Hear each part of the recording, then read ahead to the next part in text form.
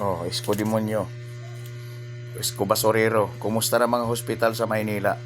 Tinututukan mo ba? Pinupundahan mo, Isko Demonyo? Isko Basurero? Baka ngayon ang mga hospital sa Maynila, pare-pareho pa rin ngayon. Nasaan ka ba nakatutok sa mga vendors? Para sabihin nililinis mo ang Maynila. Kahit linisin mo ang Maynila, linisin mo yung mga vendors na yan, putang ina mo. Walang magbabago.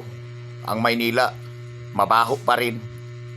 Kasi wala naman talaga kayong programa para sa mahihirap. Masaya ka, namigay ka ng pang Noche Buena, pang isang araw lang.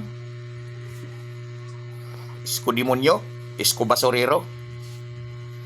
Ngayon, ang Maynila, tingnan mo, sa PJH ngayon, pila-pila, nadaan ako, ang mga nagpapagamot. Kurap ka rin. Pare-pareho lang kayo. Dapat isa ka sa imbestigahan. Ba't kayo maman? Basuriro ka lang. Wala ka naman mga pelikula nung araw. Di ka naman sumikat. Kaya ka lang yumaman dahil naging politiko ka. Biruin mo, nakatakbo kang presidente, ang laki ng gastos noon. Saan mo kinuha ang pera? Sa pagnanakaw mo sa Maynila?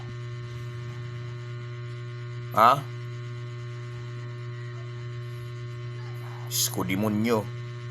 Wala kang pagmamahal sa may hirap. Dati kang basurero. Wala kang kwenta.